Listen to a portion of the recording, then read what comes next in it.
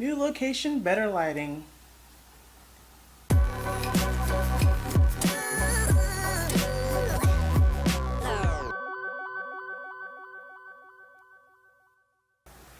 What's up, internet? It's Sunny, and I am back again with another video. Please excuse the outside noise. I live right next to a busy street in Dallas. Lots of people, lots of cars, construction, whatever. Even my dog making noise, but you get the gist. If you hear traffic, please ignore.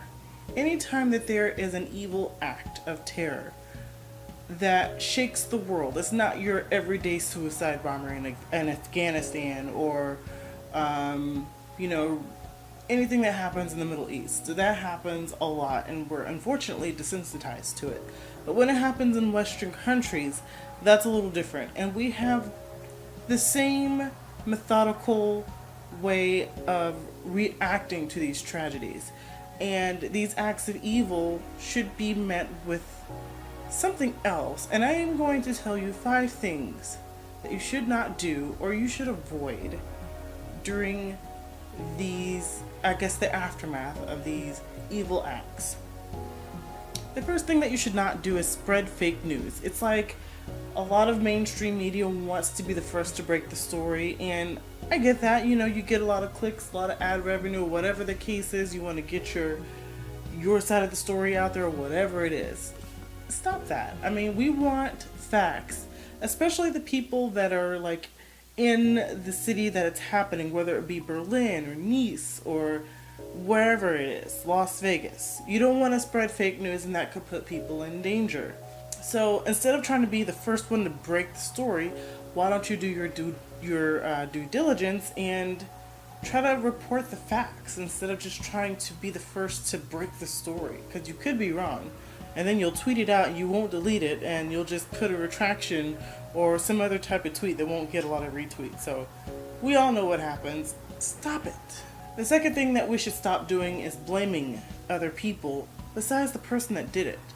I see this a lot, and everyone is now familiar with Hillary Clinton's tweet saying the NRA is trying to make silencers more accessible. Make sure this doesn't happen. He didn't even use a silencer.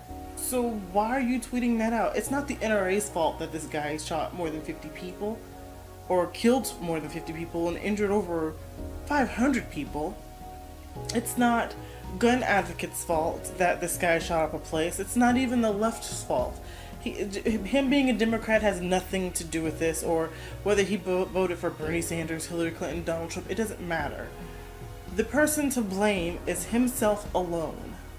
It is not this divisiveness binary thing. You're either this or this. I mean, it all looks like he got everything legally and he got everything, the right way, so he followed the law. So no one is to blame for this but himself. And unfortunately, the coward shot himself. So this is not something that we can blame someone for other than the person that did it. So stop trying to divide America further by trying to blame the left or the right or the gun advocates or the anti-gun advocates. It doesn't matter. Lots of people died. Let's try to stop blaming other people besides the person that did it. This kind of goes into the previous fact, but stop politicizing these things. Evil doesn't have a political. I mean, I guess you could say that, with communism and dictatorships and things like that. Those are evil because people die. But this kind of tragedy doesn't have a political side. Missy, stop making noise. This is serious. To immediately go to, let's ban all guns or ban all white men or ban this, ban that, is not helping, and it's not going to help. How about we just not politicize the issue? This is not a left issue. This is not a right issue. This is not Democrat versus conservative, because we've had people on both sides kill people. We've had lefties kill people. We've had, Republicans kill people. It doesn't matter. This is not a political issue. This is just something that evil happened, and evil will not win. So how about we just stop trying to get political points and actually do something.